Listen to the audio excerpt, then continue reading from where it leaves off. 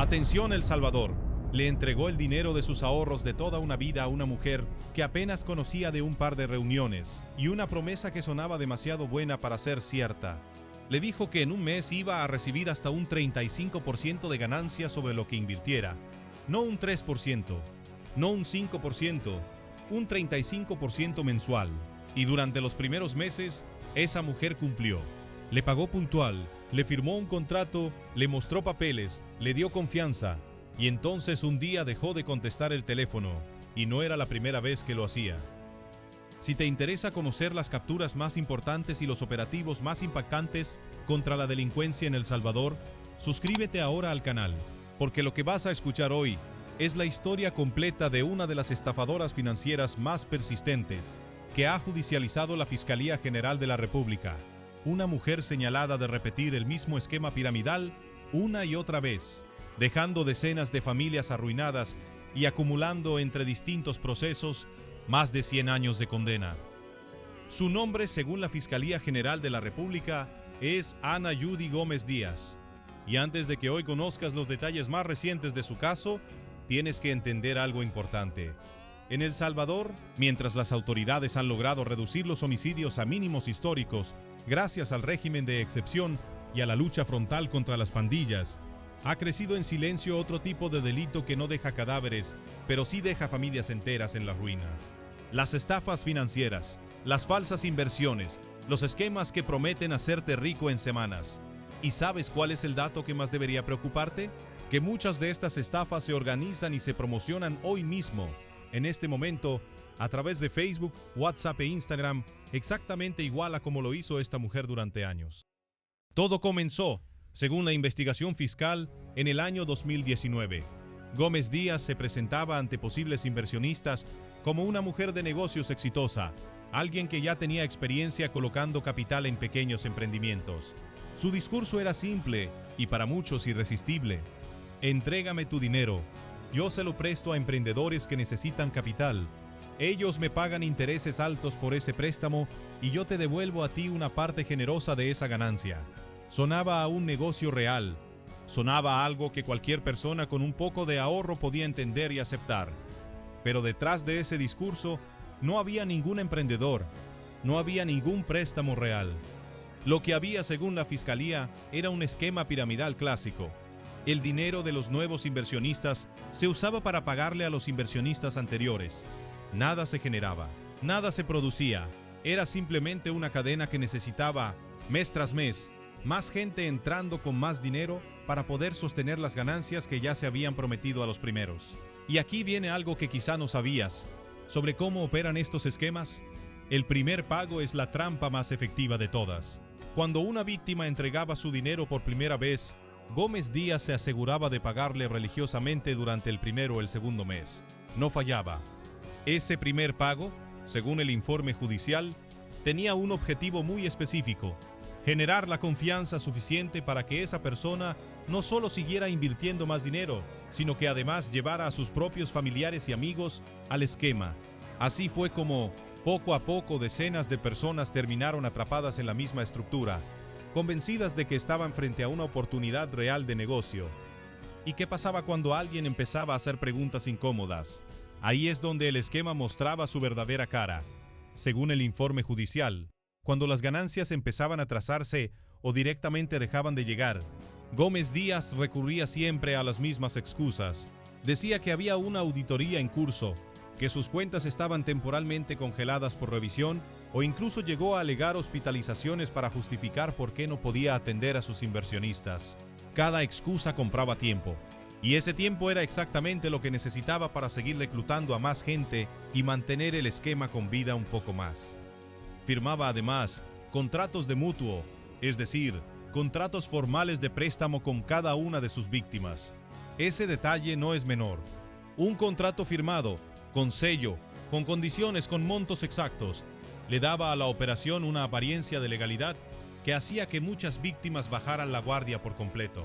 Al final, esos contratos terminaron siendo la prueba documental que la propia Fiscalía usó en su contra durante el proceso judicial.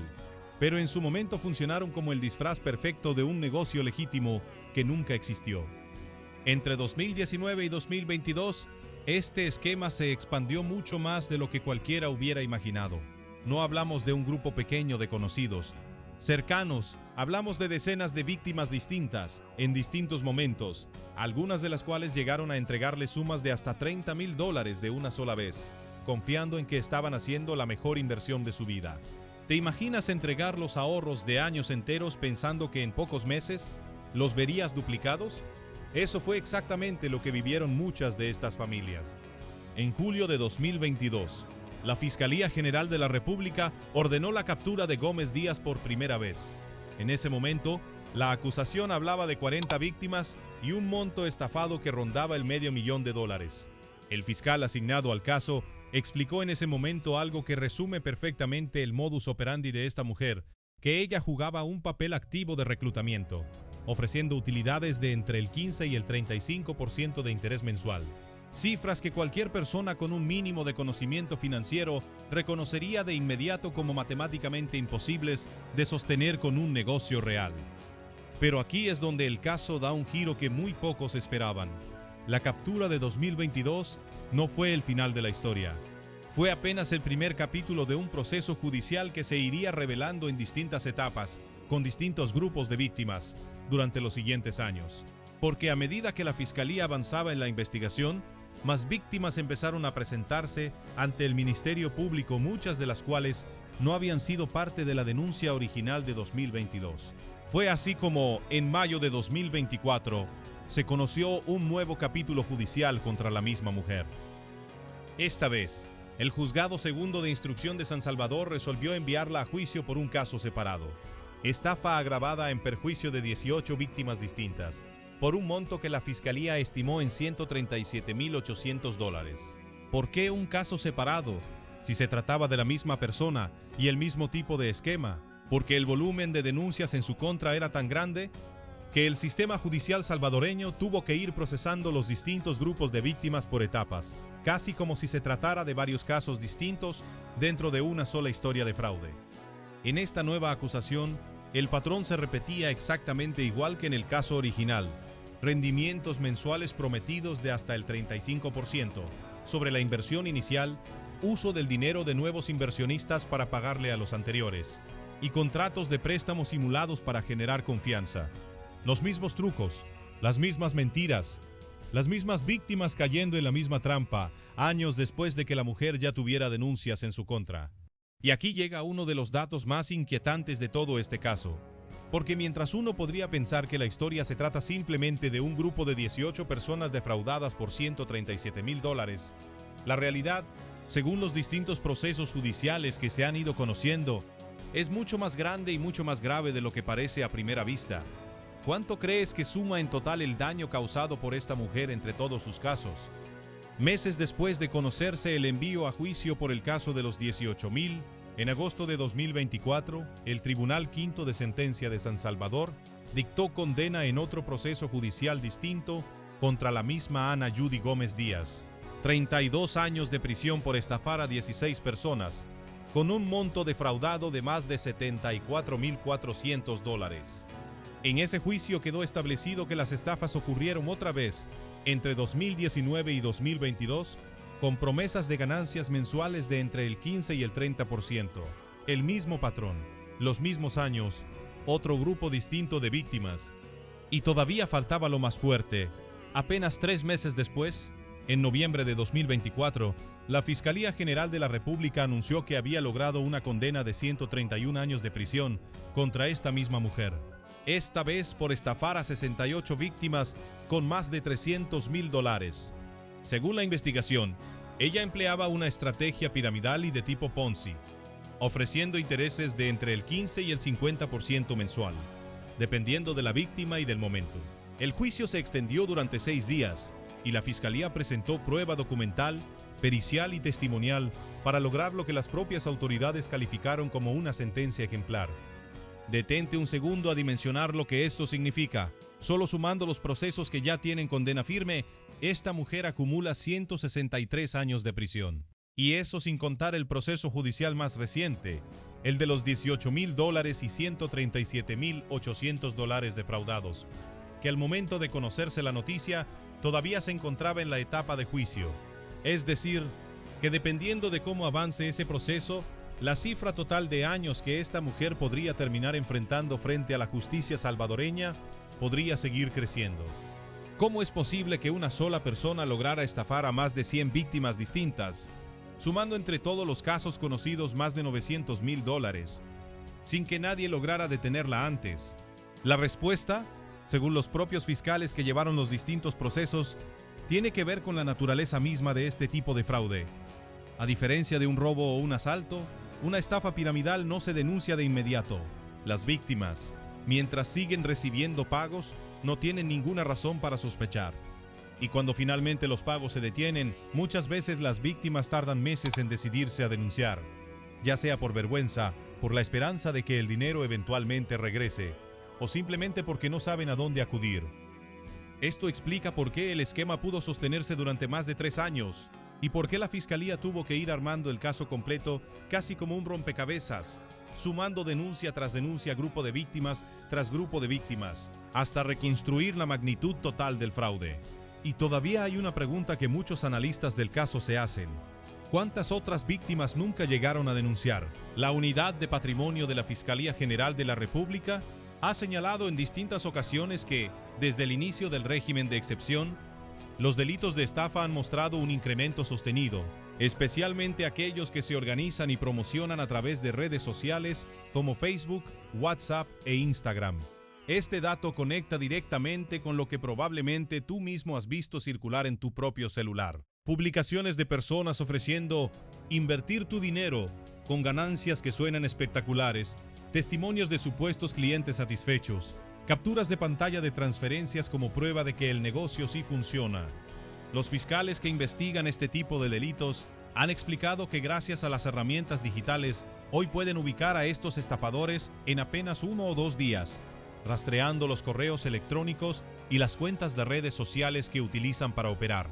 Eso significa que la ventana de tiempo que tienen estos criminales para desaparecer con el dinero antes de ser identificados se ha reducido considerablemente en comparación con años anteriores.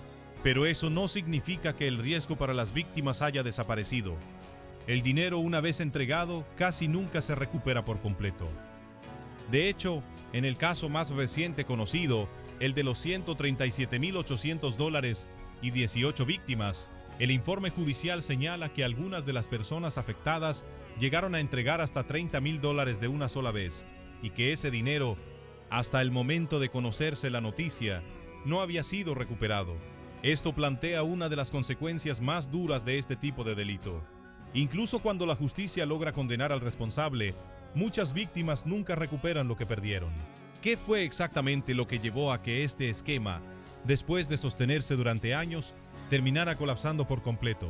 Según reconstruyen los distintos informes judiciales, el quiebre llegó cuando el número de nuevos inversionistas dejó de ser suficiente para sostener los pagos prometidos a los anteriores. Es la lógica matemática inevitable de cualquier esquema piramidal. Mientras el número de personas entrando siga creciendo, el sistema puede sostenerse artificialmente. Pero en el momento en que ese ritmo de reclutamiento se frena, aunque sea un poco, toda la estructura empieza a derrumbarse, porque simplemente ya no hay suficiente dinero fresco para cubrir lo que se debe. Fue en ese punto cuando Gómez Díaz comenzó a recurrir a las excusas que mencionamos antes, las supuestas auditorías, las hospitalizaciones, los atrasos temporales, y aquí está uno de los aspectos más reveladores de todo el caso. Varias víctimas, según el informe judicial, señalaron que incluso después de dejar de recibir pagos, siguieron confiando por semanas o meses adicionales, precisamente por la confianza que ya se había construido con los primeros pagos puntuales y con los contratos firmados.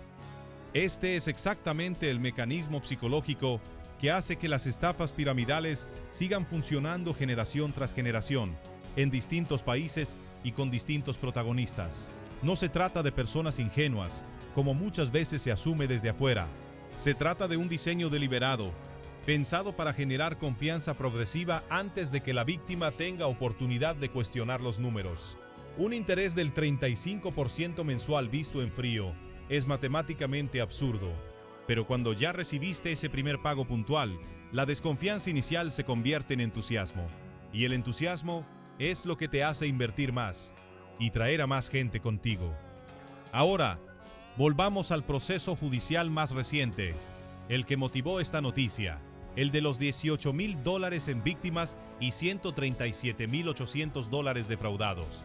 Al momento de conocerse esta información, el caso se encontraba ya en la etapa de vista pública, es decir, en camino al juicio final, donde un tribunal de sentencia definiría formalmente la responsabilidad penal de la acusada por este grupo específico de víctimas.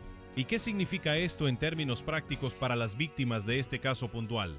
Significa que, después de meses o incluso años esperando una respuesta, finalmente iban a tener la oportunidad de presentar su testimonio directamente ante un tribunal, con toda la evidencia documental recopilada por la Fiscalía.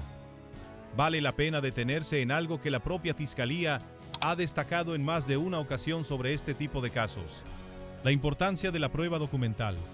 En los distintos procesos contra Gómez Díaz, los fiscales lograron presentar ante los tribunales los contratos de mutuo firmados por la propia acusada, comprobantes de transferencias bancarias y testimonios detallados de las víctimas describiendo el mismo patrón de reclutamiento, promesas y posterior abandono. Esa combinación de pruebas fue exactamente lo que permitió que, en los casos ya resueltos, se lograran condenas de 32 y 131 años respectivamente. Este patrón de condenas extensas no es casualidad ni exageración judicial. En El Salvador, cuando se acumulan múltiples hechos de estafa agravada, cada hecho puede sumar años de condena de forma individual, y esos años se acumulan entre sí según la cantidad de víctimas comprobadas en cada proceso. Por eso, en el caso de las 68 víctimas, la condena llegó a superar los 100 años, porque se trataba en términos judiciales de 68 delitos distintos cometidos contra 68 personas distintas, cada uno con su propia pena asociada. Hay un ángulo de este tipo de estafas que muchas veces queda fuera del análisis y que resulta especialmente sensible para El Salvador: el papel de la diáspora. Miles de salvadoreños que viven en Estados Unidos envían remesas a sus familiares, no solo para cubrir gastos del día a día, sino también con la esperanza de que ese dinero se invierta y crezca con el tiempo. ¿Y qué mejor blanco para un esquema piramidal que una familia que recibe dinero desde el extranjero con la ilusión de multiplicarlo localmente? Aunque el informe judicial de este caso no detalla específicamente cuántas de las víctimas tenían familiares en el exterior, el patrón general que describen las autoridades: personas de confianza, conocidas por redes sociales, convencidas de invertir sumas considerables, coincide exactamente con el perfil de riesgo que enfrentan muchas familias salvadoreñas que administran remesas familiares, buscando hacerlas rendir más. ¿Qué reacciones ha generado este caso entre la ciudadanía salvadoreña? En redes sociales y en los comentarios de las noticias publicadas sobre el caso, una parte importante de los comentarios apunta en una misma dirección: satisfacción por ver que la Fiscalía persigue con la misma firmeza tanto los delitos violentos como los delitos financieros, y al mismo tiempo, una advertencia constante hacia otros salvadoreños para que no caigan en propuestas de inversión con rendimientos que suenan demasiado buenos para ser reales. Y es que este caso, más allá de la historia puntual de Ana Judy Gómez Díaz, funciona como una especie de manual de alerta para cualquier persona que reciba hoy mismo una propuesta similar. Las señales que dejó este caso son prácticamente universales en cualquier esquema piramidal. Promesas de rendimientos mensuales muy por encima de lo que ofrece cualquier institución financiera regulada, pagos puntuales durante los primeros meses para generar confianza, presión implícita para reclutar a familiares y amigos, y excusas cada vez más elaboradas cuando los pagos comienzan a fallar. ¿Qué va a pasar ahora con el proceso pendiente de los $18,800, como ocurrió en los otros dos casos ya resueltos contra la misma acusada? Lo esperable, según el patrón que ha mostrado el sistema judicial salvadoreño en casos similares, es que el tribunal correspondiente evalúe la prueba documental y testimonial presentada por la Fiscalía y que, de comprobarse la responsabilidad penal, se sume una condena adicional a los años que esta mujer ya enfrenta por los otros procesos. Esto significa que la cifra total de años de prisión para esta mujer podría seguir aumentando en los próximos meses.